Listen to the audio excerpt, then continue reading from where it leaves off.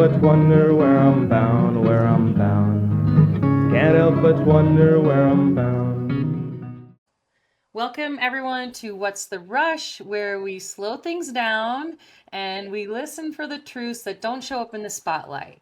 Here we dig around a little bit for the stuff that maybe we can't really see or hear when we're rushing and charging full steam ahead. I'm Rebecca Rusch, world champion and Hall of Fame athlete, and I'm a lifelong advocate for outdoor movement for everyone.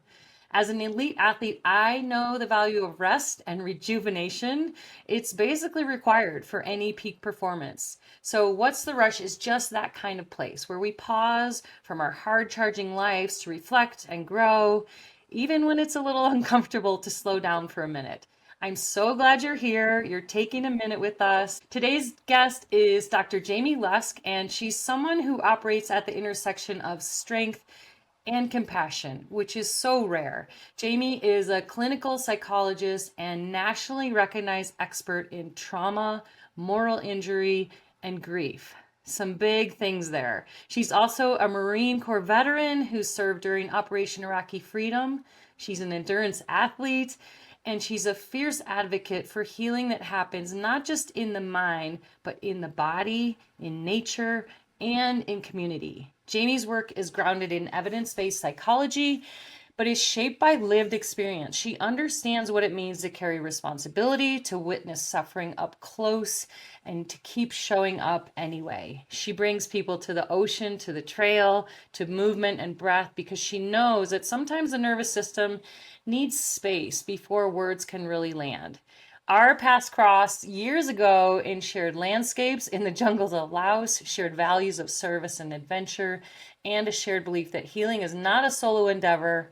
Jaimie has seen firsthand the power of community, purpose, and choosing to stay open even after life has cracked you wide open. So we have shared the trail, we've shared many supportive conversations, and we are now also collaborating. I'm really excited on a retreat in Santa Fe in May called Wild Resilience, Finding Inner Clarity Through Outdoor Adventure. We will talk more about that later. But for now, this conversation is about what happens after survival and how you move from surviving to thriving and maintaining that resilience through life's roller coaster. Jaimie Lusk, Dr. Jaimie Lusk, I'm really excited. Welcome to What's the Rush? Thanks for being here.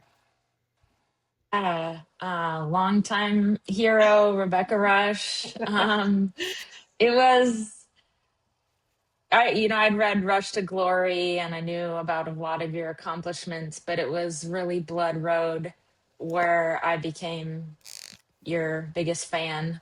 And part of that was all of my work has been with veterans and high performers in this space of healing from PTSD and moral injury. And especially with combat veterans, there's damage that happens at war that really can't be reconciled by one single person. And as a result, people are living with wounds that are really are collective wounds. And what you have done with Be Good Foundation and especially some of your partnerships with the Mine Advisory Group and Worldwide Bicycle Relief. These are addressing collective wounds so Mm. that some of the people who are carrying that moral distress don't have to do it alone. So to me, that's when you became my hero, when you were more than an endurance athlete, but somebody who is really leveraging your accomplishments to address some of our collective wounds. Well, thank you, Jaimie. And that's, I mean, we met. For those of you who know me a little bit, I'll just give a little background, or for those who don't, Blood Road was the Emmy Award-winning film that I made. But more than about the film, it was actually about the most important ride of my life. That I went and took my endurance expertise and rode the Ho Chi Minh Trail through Vietnam, Laos, and Cambodia as my own adventure journey to go to the crash coordinates where my dad died during the Vietnam American War. So if you haven't seen that film, it was a pretty incredible journey, and it was the first time where I really was combining my professional athleticism with a personal journey. And what came from that was the discovery of so many of the scars left from war, physical and psychological scars for the people in Laos, the unexploded ordnance. And so that really led me on a journey to start the Be Good Foundation, to help clean up the wounds of war, and to take other people there to sort of process their own wounds or their own injuries, or get to know themselves on the trail too. So Jaimie was actually part of the group. It was called MTB Lao, and I took people back to Laos to ride on segments of the Ho Chi Minh Trail. And so Jaimie signed up for that. And I remember I became a super fan of you on the trail. I remember we were walking around some caves in a temple one day, and I didn't know you. We were just riding bikes together in the jungle, which was awesome. And I asked you about your work, and you really talked about how I just thought you were some other rad athlete and you were there having an adventure, but you really talked about your service to veterans, to first responders, and your psychology background. And I was kind of like, wow, this woman is amazing. So I knew then that we would have a long future together, and here we are again. Definitely mutual respect. And I'm actually really excited that our worlds are colliding, because we both really believe in nature therapy and movement as medicine. I before we get into our collaborations, I want to go back a little bit, because you use the term a lot. Well, I really resonate with invisible wounds. We all have invisible wounds. I happen to have had a brain injury and a concussion that you've helped me through. You've been part of that, but everyone has invisible wounds, and that is really your specialty, is working with people who have wounds, whether it's from war, or being a first responder. And you talk a lot about moral injury. And I hadn't really heard that term before I met you. So can you expand a little bit on what is moral injury, and the space that you work in? Well, maybe just to tie it into being an athlete, one thing athletes think about a lot, and me as an athlete, we try to stay in that zone of optimal arousal. How do we have enough stimulation to really get psyched, but not so much that we're not controlling our physiology? So anytime there's an injury, whether it's physical, psychological, or moral, that zone of optimal arousal in trauma therapy, we call it the window of tolerance, can shrink. So it becomes harder to stay in that window of tolerance. So PTSD, it's a DSM diagnosis. We know criterion A, you need to experience an event that's life threatening or threatens your body integrity, or you need to witness that in the context of your job. But moral injury is different. Maybe there wasn't life threat, but it's not a diagnosis. It's not in the DSM in that What's way. DSM? Can you, for Oh, us? sorry, the Diagnostic Statistics Manual. So that's Okay. the we're on the fifth version. That's what we decide if somebody has a psychological disorder. Okay. So moral injury is not a psychological disorder. It's a problem that happens when our values are violated. Either we witness or we ourselves transgress one of our values, or something happens to us. We're betrayed in some way. And that really maybe is keeping us stuck in. So going back to Lao, doing work like you did, where you're reconciling and you're attempting to make amends and you're attempting to integrate experiences, that's a real big part of recovering from moral distress and moral injury. How do you live out your values when something has happened that violated those values? So, as you can imagine, there's a lot of moral distress in our country right now. Yeah. And part of our work, my professional work and my personal work, is to really identify what values are being violated and find ways to honor those values, even if the way we honored them before is not available to us. So that's really part of why I thought Lao was so special. I don't get to go back to Iraq, but I got to support Laotians removing unexploded ordnance, which, as we know, at the rate they're going, will take another 150 years to get all those out.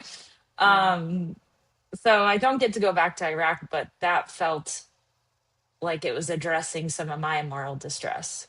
So can we talk about your service in the Marine Corps? Because that I think that is, from what I know, that is sort of what led you into this professional into psychology. And do you want to talk a little bit about your service there? And you've touched on that you had moral injury from your service there, and that Laos was a different war, the Vietnam American conflict, but Hmm. part of that sort of reconciliation of moral injury. So take us through your a bit of your service and kind of if you feel like sharing your experience over there and what was so hard and then the difficulties of coming back.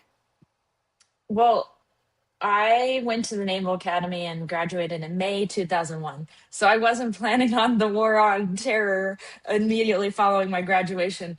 Um, So I just was a dumb kid from Oregon who wanted adventure. And I got that. I mean, at the Naval Academy, I got to fly planes. I got to sail up and down the East Coast. I was in the field, running around obstacle courses.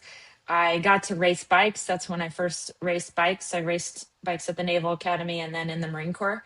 So it was adventurous, but I didn't really think it through, maybe. So September 2001 happened. I was like, oh shit. I literally just went on a mountain bike ride that day because I thought, what if I don't get a mountain bike again? This might be my last shot. So, Wow. yeah, so that day was like, uh, dread. And the only thing I could think of doing to cope was go on a mountain bike ride. Mhm. So, we were sent to Iraq and I didn't feel good about what was happening. But I also didn't see an alternative. I had signed up. I got my education paid for, and I had a responsibility. I said I'd do it.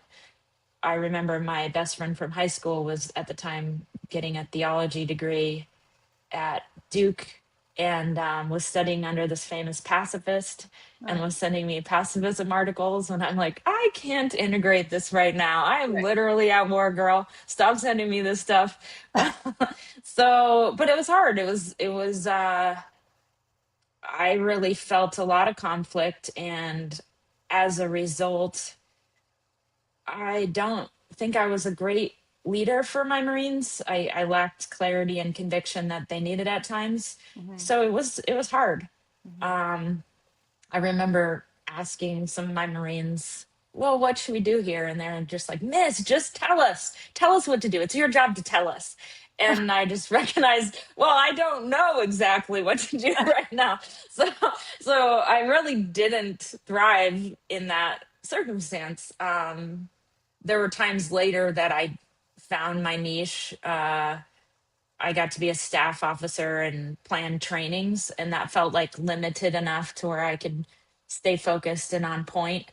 But when I got out, I just thought, I want nothing to do with this. I'm going to become a bike messenger. I'm just going to eat burritos and cookies, and that's going to be my life. Yeah. Much to the chagrin of my parents, it's not really the dream uh, that they had, but I was a bike messenger for 4 years, and that was actually a big part of my healing, Yeah. just being on a bike and Yeah. not having to have the weight of some of those things on me anymore.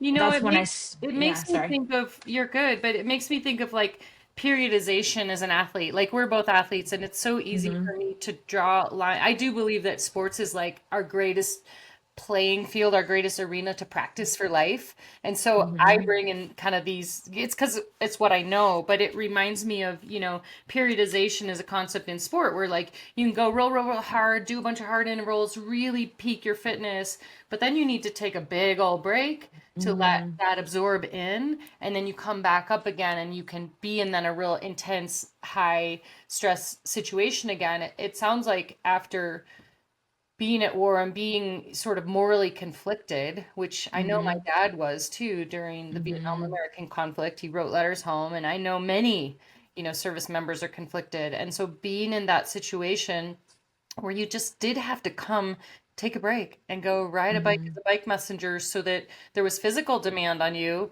but there was not cognitive demand on you. It makes me think of my concussion recovery too, of like sometimes we can't take all of the emotional cognitive demand.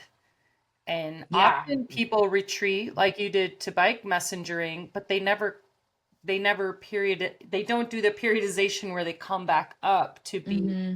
thriving again. So like when did sort of the bike messenger thing fill your cup enough that you wanted to move beyond that? Well, I ended up winning Bike Messenger World Championships, and then I got way over ambitious, and I'm like, okay, now I'm going to build this empire, and we're going to start this revolution. And I came back to Denver where I was a bike messenger, and all these bike messengers were like, nah, we're good. We really don't want what you're trying to shove down our throats. So I was like, shoot, I got this extra ambition. What am I going to do? So I actually became a teacher for 2 years. Hats off to teachers. Teaching is harder than war. I'll just tell you. Mm. Marines listen way more than seventh graders.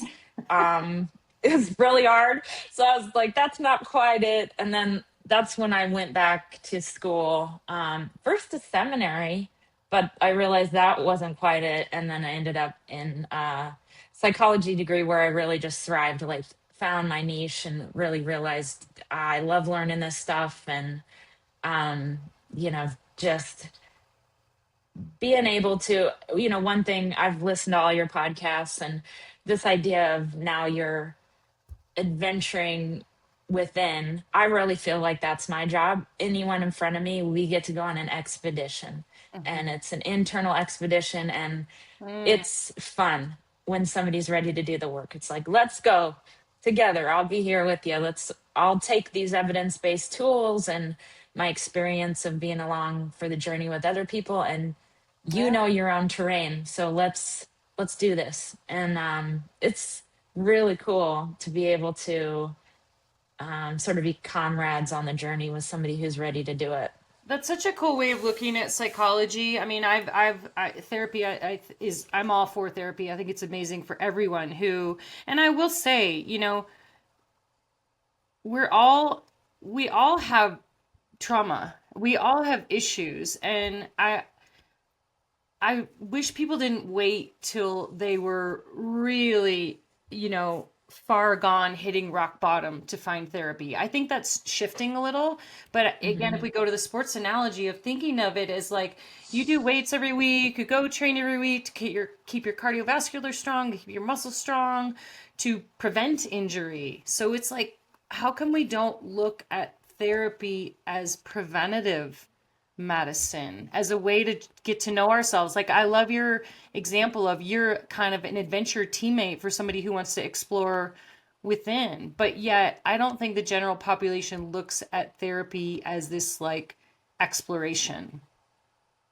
Well, I think it's that whole if it ain't broke, don't fix it. I think about, you were talking to Juliet Starrett once, and what does she call mobility? It's like the Roth IRA for your body or something. Yeah, The it's like your 401k, yeah. strengthening your 401k. Yeah, yeah. Well, I think that same analogy is, why don't people retirement plan? Why don't people have 401ks? Well, because they're not thinking about it. And Mhm. it's not the, so I have my own ways that I'm ambivalent to do the work. So I think back to, I was actually with a friend who, I think you even might know her. She's a coach, Serena Bishop Gordon. She coaches some of my friends. Yeah. And there was a time I reached out to her to be a coach, but then I was like, nah, I'm good. I don't actually want to do the work. I want to be faster, but I don't want to do the work. Mm, yeah. So it's the Yeah. same thing with psychology. Like, oh, I want to have health and wellness and well-being, but I don't want to do the heavy emotional work it takes, or I don't want to put time aside to, a lot of time it's the people I'm working with are doing homework every day Yeah. and looking at what they're feeling, look at what they're needing, journaling. Yeah. And that's something that takes time and effort. And I would say that a lot of people just maybe don't want to prioritize that right now. And I get Yeah. it. I mean, Yeah. I'm That makes supposedly sense. working with a nutritionist, but am I doing the work? Not really. So I see her tomorrow and I'll confess my sins, but you know. It's like going to the dentist, like, oh, have you flossed every day? And you're like, the last 3 days, yeah, yeah, Yeah, exactly. consistently for the last 3 days. No, it's a good point of like, yeah, yeah, you're not maybe not ready for the work sometimes. I'm curious, um, returning from war, you went around, you tried a few different things, which is totally normal for young people. And then you did gravitate towards psychology, but was it to help other people, or was it because you Um, needed some help too? well, I remember you and I shared our values one time. We did a values card sort and shared them. And a big value for both of us was integrity Mhm. and really being able to integrate our experiences and sort of live wholeheartedly.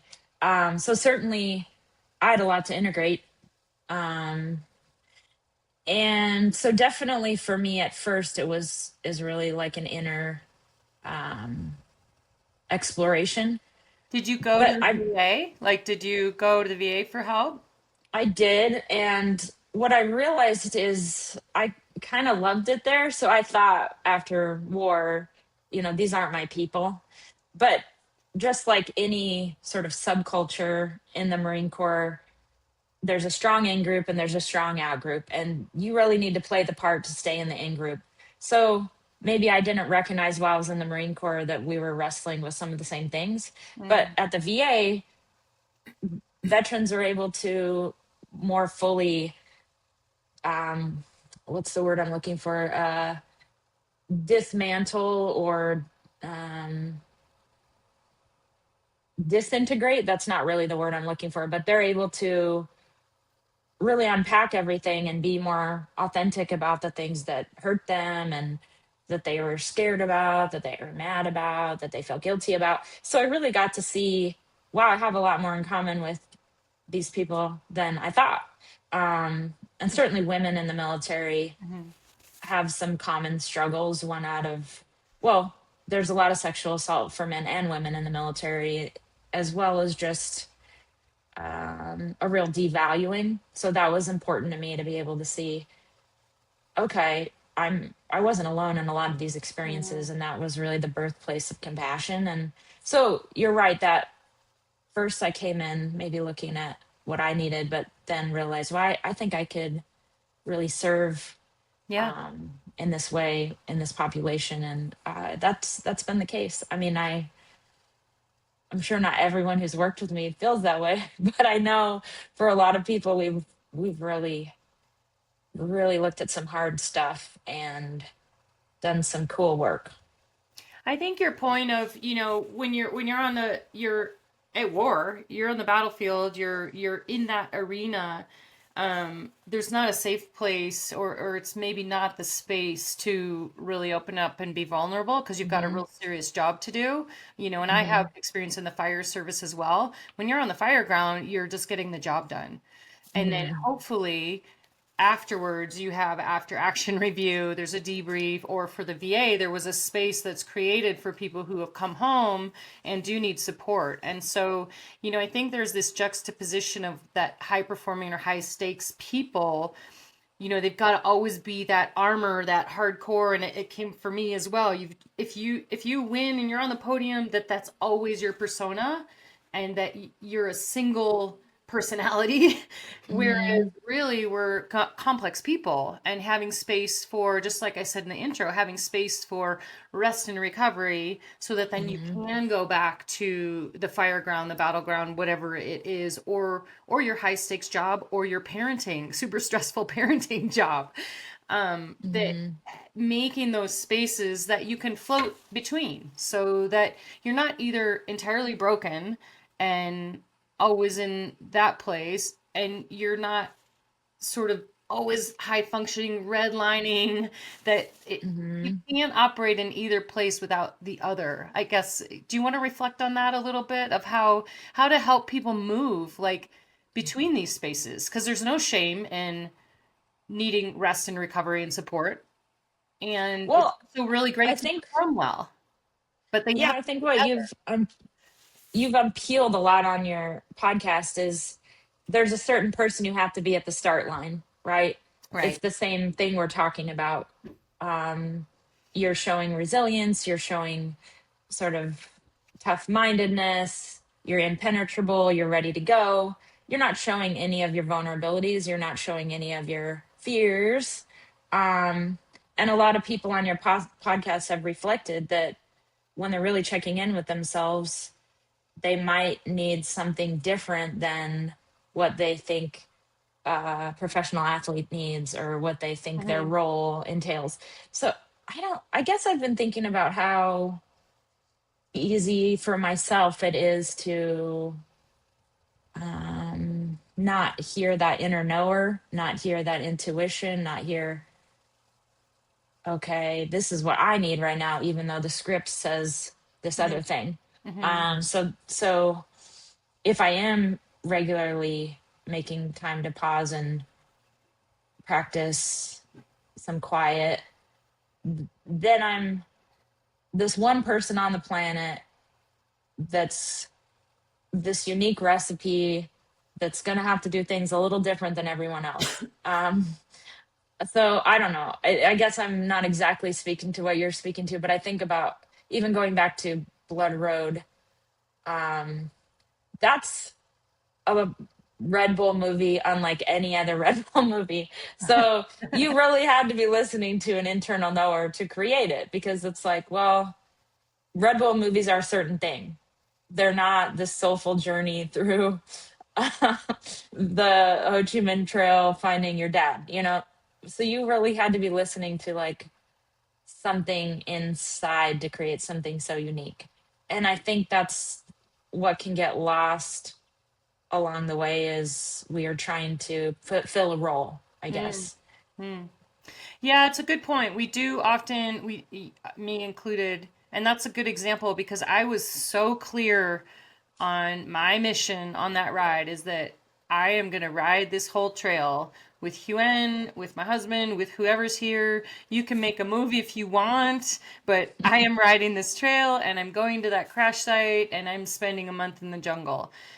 So I was really clear on that, and there was a film going on around me, and of course I was part of it, but I think back to what worked about that is that everyone was super committed to their role. You know, the creative director, Nicholas Shrunk, was really committed and had done 7 trips over there, research trips ahead of time and all this. And I wasn't even thinking about that. I was like, I need my mechanic here, I need my husband, I've got my teammate, and I'm going to ride this trail. And I'm going to make sure I'm ready to do my part. And I didn't really blur the lines. Like, yes, I sat down for interviews, but I wasn't really concerned with their part of the job. I'm like, Mm-hmm. you guys got to do your part of the job. And I think that's where, when I think about now, places that I struggle is when I'm not super focused on what what am I here for? What is the Mm-hmm. reason I'm here for? And I was just talking to someone about, we've had Stephen Kotler on, who's a flow research collective and like Mm-hmm. expert in the state of flow, and being unfocused and having a ton of distraction coming at you.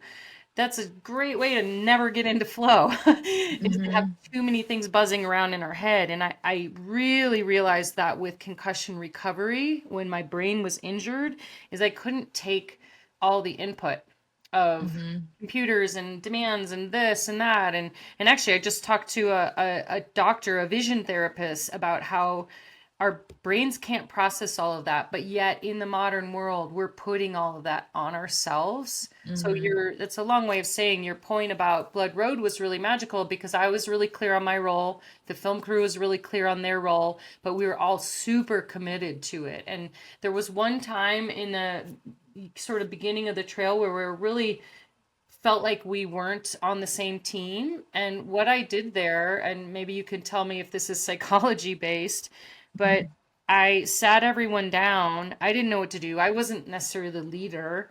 We were all had a shared role, but I sat down and I played my dad's song. It's the only time I've Mm-hmm. heard his voice. And I sat the team down in the middle of the jungle and I just said, this is why I'm here. And immediately after playing that and everyone sat quietly and heard my dad's voice, from the rest of the journey on we were so aligned because I kind of reminded everyone of our shared mission. Is Mm-hmm. that something that somebody could take? Like, is that psychology based? Was I doing something that like it was the right thing in the moment, but like I just didn't know what to do except to try to bring people together in that way? How could somebody take maybe a situation at work, or they feel misaligned, or everyone's working but not working towards the same thing. How do you bring Mhm. teams together again in that way, in your experience? Well, I love this idea that emotions are signals. They're our body telling us, hey, something's up here, right? Mm, Almost like the dashboard of a car, your warning light comes on, like, hey, pay attention, there's something that you need to check out, right? mm, And emotions have three parts. They have a thinking part, body part, and behavior part. So if we get that signal that something's off, it sounded like for you, you had that signal like, gosh, we're not aligned here. Maybe there's frustration, or maybe there's a little bit of anxiety. Then you got three moves in any situation. You can look at your thinking, you can look at what's happening in your body, and you can look at what you're doing. And I see you as having really strong tools in all of those boxes. You know how to take perspective, you know how to sort of think about your thinking, and you know a ton about regulating your body through your breath. And I mean, you probably know what your heartbeat is right now, what your heart rate is right now. Okay, so you know a ton about regulating your body, but then you also know a ton of cool skills behaviorally. And I think I've seen you in Lao, and I can imagine you on the trail, in the Ho Chi Minh Trail, just gathering your team together. So taking action that then put you guys on the same page again, that aligned you guys in a common mission. So that's part of why I'm really excited to work with you, because I study these tools and certainly have developed them in my own way.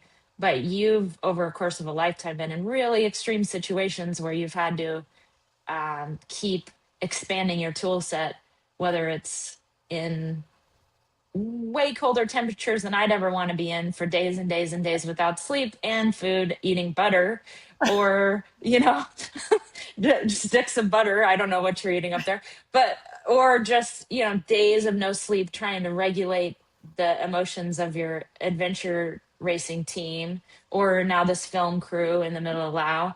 Um, you have so many extreme environments where you've had to adapt these skills. So that's what's exciting about working with you, is I get to be a nerd and theorize on great. how all these tools fit together in a tool set that you've developed.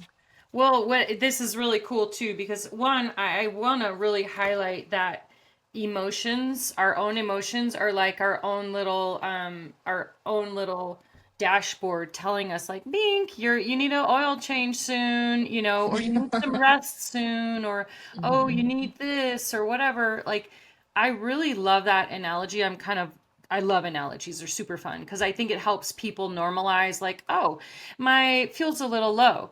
I'm not, it's not an emergency yet, but hey, there's a gauge here that is starting to go down. So I love that. And then the three parts: thinking, behavior, body. Yes, I'm an expert in like knowing what my body's doing.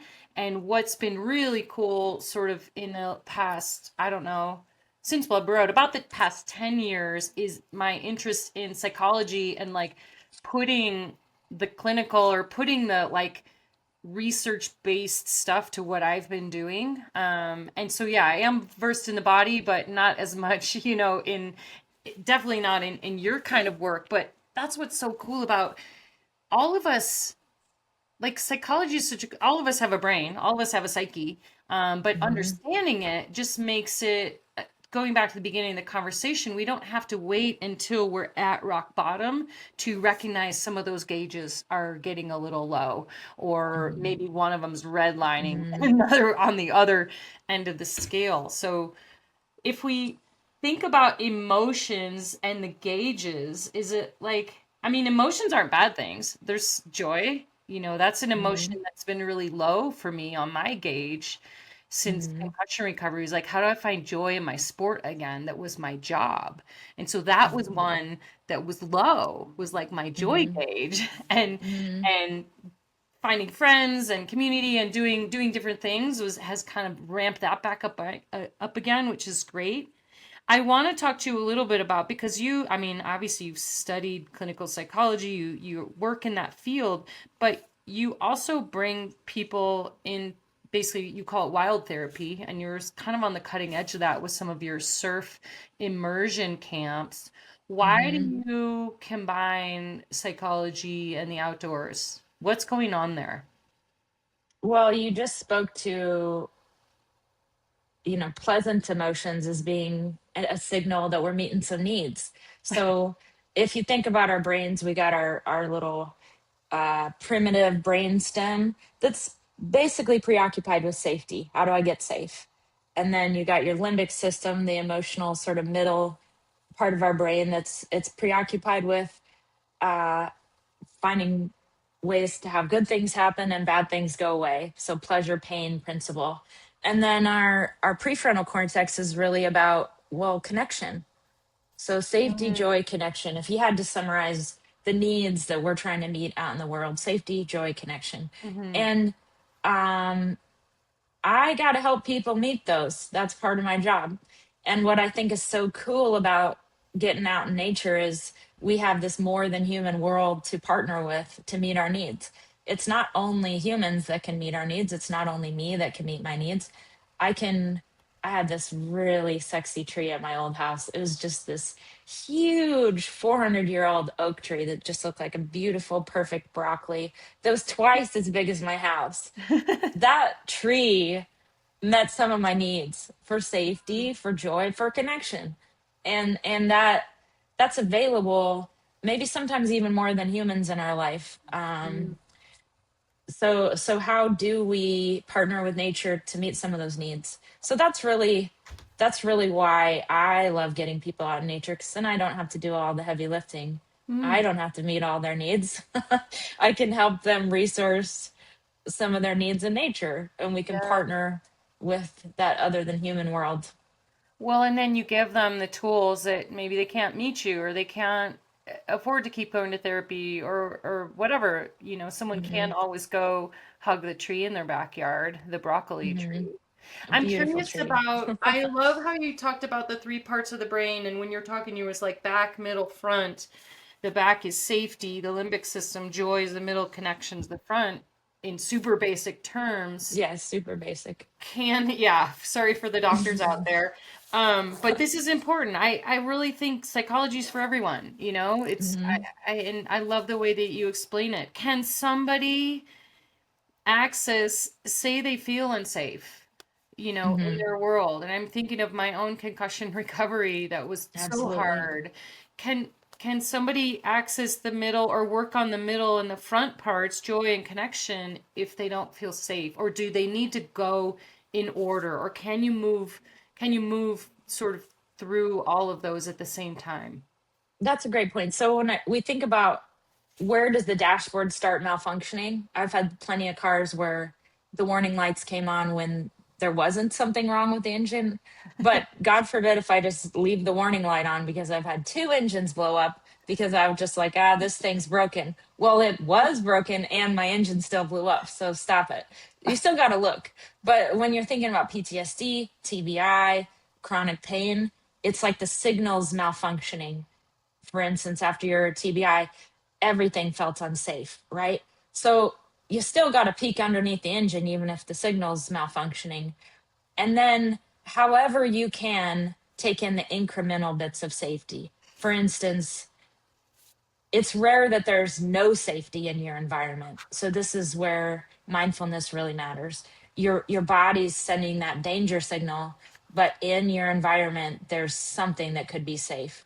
Whether it is like grounding yourself. I heard you talking in your concussion recovery about just going out with your dogs or cuddling with your dogs or finding the ground you're standing on. So it's rare, unless you're in a war zone, that there's no safety. So taking in whatever is possible to take in matters. You talked about the order.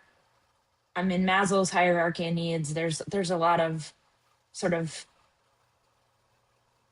um, you really do need some safety before you can Hmm. experience joy. So I think there is a bit of an order, but you never need perfect safety. In fact, I think after a trauma, including your TBI, there's some post traumatic growth and wisdom in realizing, oh, there's a lot at stake here on this planet. I'm actually never perfectly safe. Hmm. So, for instance, my boyfriend and I, we were up in Squamish and I did the famous crash on In-N-Out Burger where you run into the tree at the bottom. And if you Google it, you will find that plenty of people running into the same tree and getting medevaced out. And that happened not this last August, but the August before.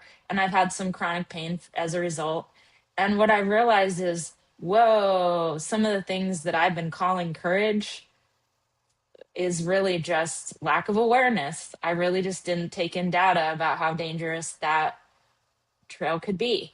So, post traumatic growth in my case is recognizing, girl, you don't have all the skills you think you do, and you probably need to do some research before you just go barreling down a trail that is highly medevaced, you know? So, that's wisdom. And Yeah. I think you have wisdom from your concussion that, like, you got to be careful in certain ways to manage risk that maybe you didn't have to before. I mean, I love that you frame it that post-traumatic growth because trauma gets a pretty bad rap. And so I'll ask you this, does everyone have trauma at some point in their life? I don't want to say capital T trauma. So Yeah. we're pretty specific with PTSD to Yeah. say life threat or threat to body integrity. Okay. But if we broaden it, do we have things that are incredibly difficult to integrate? Do we have things that our worldview can't accommodate and that we have to do quite a bit of work to stretch our worldview to Hmm. accommodate? Yes, I will say that. So, yeah, and maybe we later change our definition of trauma, but the reason I'm careful partly is because my job is to formally diagnose people on some Yeah. level, but partly also because there can be a drift that doesn't always account for how certain things might change us in specific ways. So, Hmm. for instance, a lot of people have trouble after hard events, but PTSD is specifically you're having intrusive memories and re-experiencing symptoms about Right. this event, right? Right. So, so I'm being careful, but I suppose we could also go back to Hemingway, like this life will break you, but there are some who get stronger in the broken places. Yeah. So yes, this life will break you. I think that's fair to say for everyone. Well, and that is a nice segue into what we're working on together, and it's called Wild Resilience, and Mm. that is finding inner clarity through outdoor adventure. So, tell me, I get a bad rap sometimes because people are like, "Oh, you're a pro athlete. Your nickname is the Queen of Pain. You love to do hard things, incredibly hard things. Like that's not for me. Like that's not me." But you're also an athlete and you like to do hard things and you like to push yourself on your bike. What role does, if we take physical pain that we've chosen, say you Mhm. choose to like go ride as fast as you can up a hill. Can you compare that to pain that's not chosen, or you fall and you crash into a tree, like you said? There's sort of different. They're the same name, but different sort of things. So, can you talk a little bit about choosing to do hard things and what somebody might get from that? Yeah, I mean, you talk Especially a about how physically sport. hard thing is kind of what I'm Yeah. honing in on. Well, you talk about sport, and I would even say not just physical, but emotionally hard things. Yeah. We get a chance to expand our comfort zone. So, so we can't prepare for everything that might happen in life, but we can work to be able to expand our window of tolerance to where we can perform in ways that align with our values in more and more circumstances. So that's something, like I said, I'm fascinated by your life because you have trained in so many extremes that it allows you to perform in line with your values in more and more and more situations. I think about surfing because it's sort of concrete. I am a surfer. I'm average at best. I can take on maybe 5 to 7 foot waves max. And, I wouldn't say that I'm doing anything impressive, but I have some competence in being able to manage my performance, right? But there's waves that'll be so far out of my window of tolerance that no thanks. Like it's not smart to even go out there. But you've had Gabby Reese. She's married to Laird Hamilton. There are waves that are too big for Laird Hamilton, or at least that took him out of his, well, I shouldn't speak for him because that's a little too extreme, but there's a big enough wave that's too big for anyone out there. And we could say that with waves of grief or waves of difficulty that our life has. We can do some preparation. And I think that's why we're so into spending some of our time challenging ourselves beyond our limits so we can stretch our capacity to handle hard things. So I'm terrified of the water. Here's full disclosure for people. I'm terrified of the water. Even as a kid, my mom couldn't get me to go swimming. I couldn't like jump in the pool, but yet I competed in whitewater kayaking and rafting and some other stuff. I swam the Grand Canyon on a boogie board. I've surfed a little and it terrifies me. So why should I get in the water with somebody experienced and go surf a baby wave? Why? If I just am scared of it. Well, first I would say let's find in Piaget was a famous psychologist for children, but he talked about the zone of proximal development. So we don't have to do a 10 out of 10 hard thing.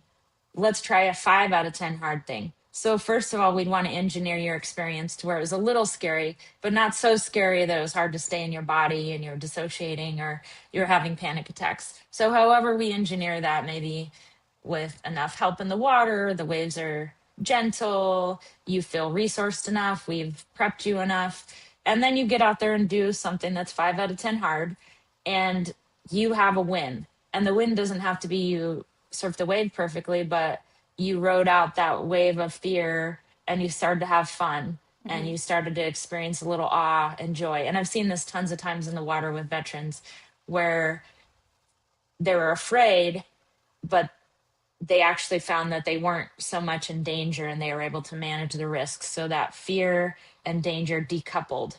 And maybe they even experienced some fear and awe and fear and joy. And so now they've just expanded their window of tolerance. They're able to handle more in life, not just in surfing. And the same with mountain biking and hiking. We're going to be doing both at Modern Elder Academy. And it doesn't have to be hiking faster or biking faster. It could be, well, I'm afraid to talk to this person and be known by them, or I'm afraid to get on a bike and go on uneven terrain. So whatever is a 5 out of 10 scary thing for you, let's see if we can have new learning, have a win. And so that's really what you and I are going to be trying to create out in Santa Fe for each person. And what's cool is each person's going to have a really different challenge. And maybe the challenge is not being last, but maybe the challenge is being last and just allowing that shame that comes up to be there and riding that wave and recognizing, wow, nobody really cares that you're last and you don't have less value to anyone here. So really taking in that experience. Yeah, that sort of people not wanting to sign up for races or not want to sign up for group experiences because they think they'll be shamed, they'll be last, people will laugh at them.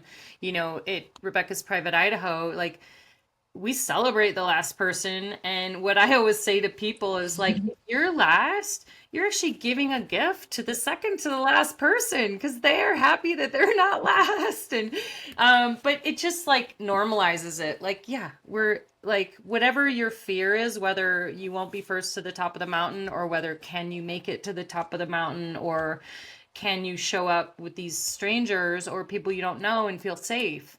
It makes me think back to the parts of the brain of we're going to be touching on safety, community, joy, like all those things are going to be embodied through going outside. Can you achieve this kind of stuff in a clinical setting? I mean, I guess why is it super powered outside? I already asked you this, but I just for people maybe who are not athletic or don't get outside that often, can we just like really give some tools of why a behavior, like you said, is going to help regulate a body behavior, helps regulate an emotional thing that's going on your dashboard. Well, I'll tell you one cool researcher, Dr. Keltner. He's actually affiliated with Modern Elder Academy. He's a doctor out of Berkeley, and he does a research on awe. So it's not just nature, but what we pay attention to in nature. He did this cool study where he had 60 to 80-year-olds, and they're randomized into two groups. One group was just going to go walking outside, and one group was instructed to do awe walks. And the walking group just walked, and the awe walk group was supposed to pay attention to what was novel and interesting and really experience it with childlike wonder. And the awe walk group had all these better outcomes. But the other thing that was interesting with them is each group had to take selfies. And the group that was just walking, all their selfies looked the same. But the awe walk group, their selfies, their head took up less and less space, and nature took up more and more space. So I think that piece is interesting. We can be so self-focused, and we stop seeing ourselves as just creatures on the planet.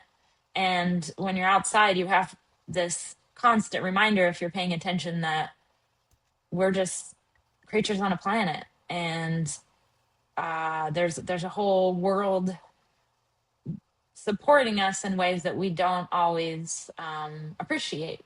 I was taking a veteran on a walk once, and he was talking about how he was in this hole.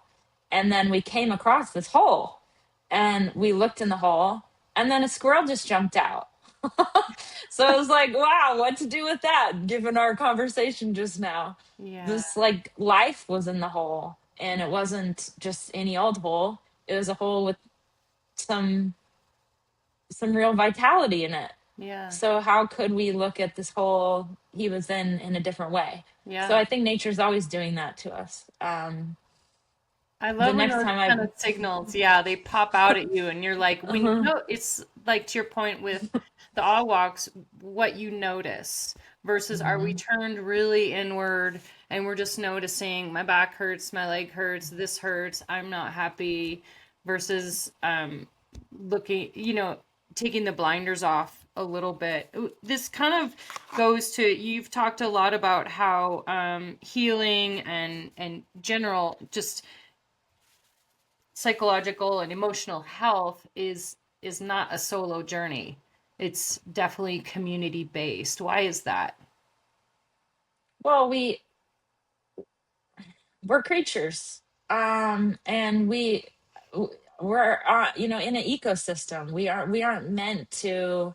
We can't fill all our needs by ourselves, and even if we think we can, we're really not noticing all the ways that we are supported on a daily basis, whether it's the postman delivers our mail, or the 1,000 people that were involved with getting that food on our table. So we're supported all throughout our day by so many people and creatures.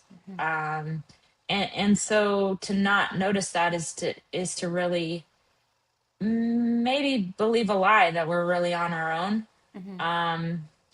I have this little game right now happening with these 3 kids in my neighborhood, and they have these little mailboxes in my yard. They're little, my sister made me these concrete mushroom mailboxes, and I can put prizes in these mailboxes and move them around for these kids. And then I got them some turtle mailboxes to give to other kids. So it's just this reminder for me and them that, like, we got stuff to give each other, whether it's little rocks or really awesome dinosaur tattoos. And so even at our lowest, most depleted, we still have stuff to offer people. Yeah. And they have stuff to offer us. So how do we get that flow back? How do we recognize that exchange of energy that can then help us move from depletion to having something in the tank again? Yeah, it was one of the main things that Dr. Michael Gervais, who's a sports psychologist, said to me is, I called him up one time. I'm like, I'm so tired of working on myself, and I'm like in my recovery, and like God, it just feels so selfish. And he's like, well, try doing something for somebody else, and there is a lot of Yeah. research behind calling a friend or just reaching out, or Mm-hmm. like you said, giving someone a sticker or writing a card, and suddenly that expands your view. Back to those all walks, it expands your view from being just yourself to sort of opening up to the rest of the world, and Mm-hmm. all of a sudden it makes you feel better. So it's like what you wanted, which was to feel better personally, kind of happens Mm-hmm. when you reach out to somebody else. It's an interesting phenomenon, and it sounds so simple, but it was Mm-hmm. sort of like, oh, yeah, I feel better. I know my mom would volunteer at, her church, and she would like, take people food or do other stuff, and she was suffering herself, having some issues, but that made her feel better. Was to just Mm-hmm. get out into the world and expand the view. Yeah, and I mean, we both, I'm sure, know people in the 12-step community. A big part of that is service. And what I love there is it's not like you have to be very good at anything to do service. You could Right. just talk at a meeting, or you could, do the minutes or whatever.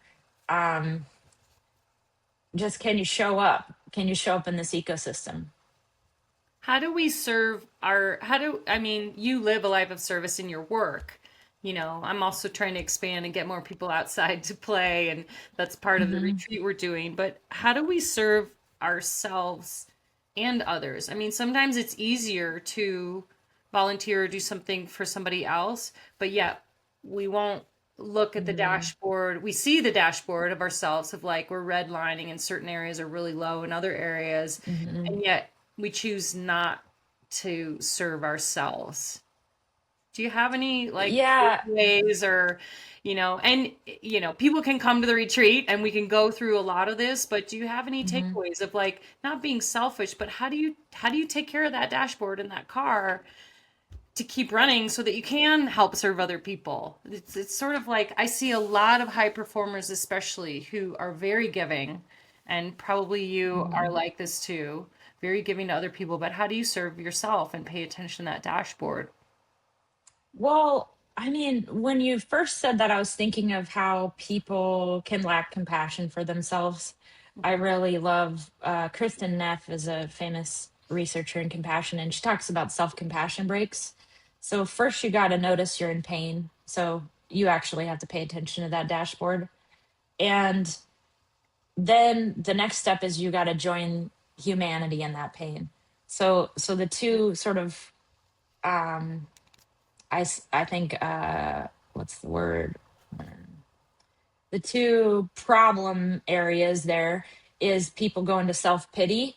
So Mhm. they're like, it's not fair. Why me? Well, on some level, why not you? Like, who does deserve this kind of suffering? The Mhm. hardest things that happen to humans, we wouldn't wish on anyone, Mhm. whether it's to have a loved one die or have some terrible betrayal or a terrible injury.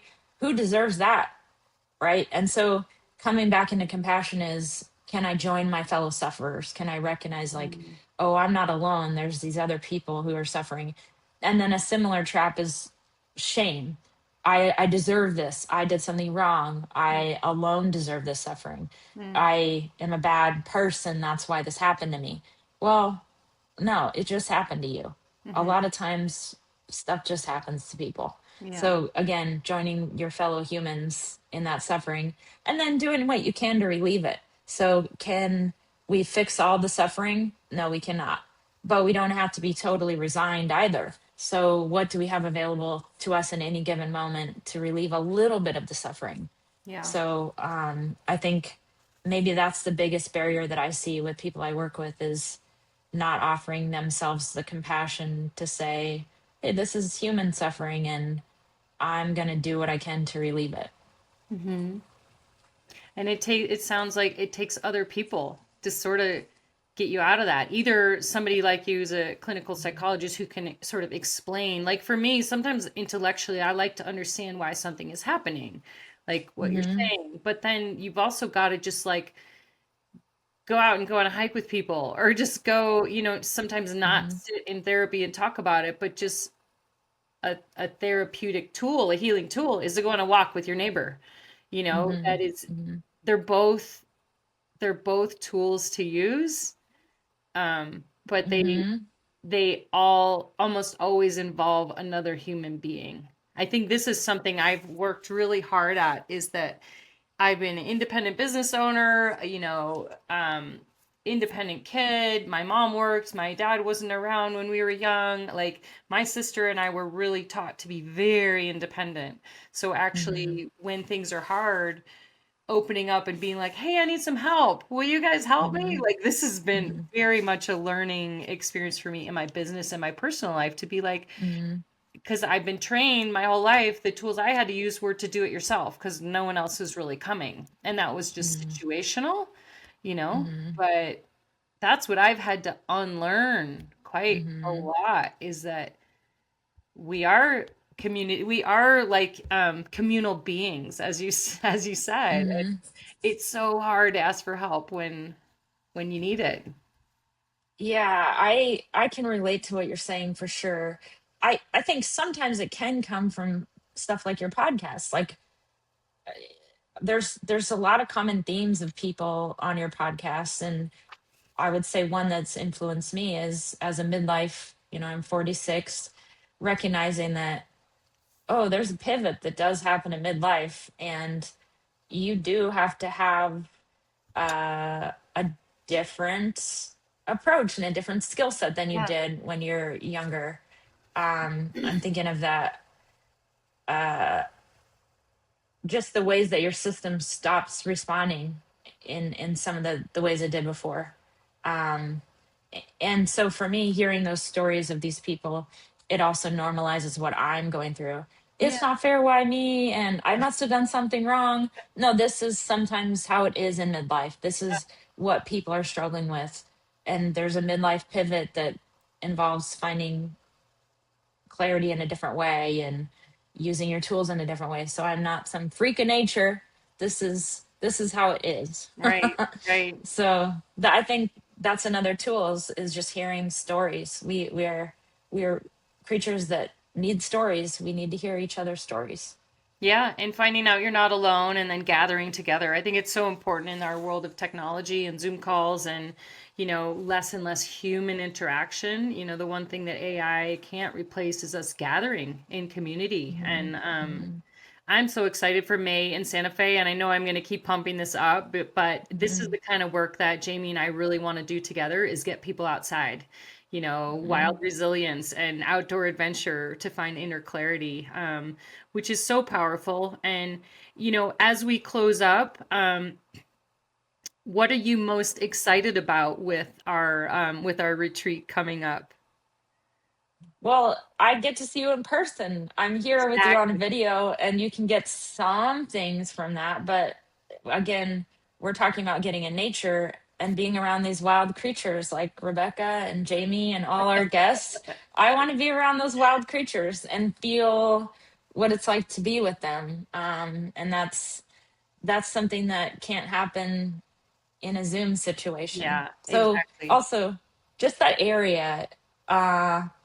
In one of my last periods after the Marine Corps, I went and lived in this monastery down there with middle aged people. I was like 26 and I lived Wow. in this monastery for 2 months, not really sure what I was doing there. So I haven't been back since. So that's like an Wow. interesting tie in for me to be able to say, like, this place that sort of shaped my unknowing back then, Yeah. now I'm going to be back in this mysterious desert environment that it's you really do approach the desert differently, Yeah.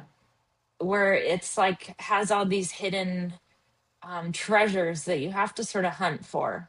um and I love that. I love that area, and really seeking the life that's under what you can't immediately see. Yeah, it's a great place for, as we've talked about, some internal and external adventure. Absolutely, we'll be exploring within and without. And I love that not all who wander are lost. I had a period in my youth too where I was like living out of my car and doing all these things and experimenting a little bit. And you had the same, it sounds like. And I'm so glad that you found clinical psychology because you have a real gift for it. And I can't wait to get into the wild with you and celebrate. Last question, because this is called What's the Rush? What in your life right now are you trying to slow down, edit, pause? Is there anything? Sure. I do better when I have a regular practice of mindfulness, and when I don't, which I regularly fall off the wagon, I just end up being scattered and less focused and less clear, and end up multitasking in all these inefficient ways. So I rarely notice when I'm not practicing versus when I am. But I also have a partner who's way better at being present.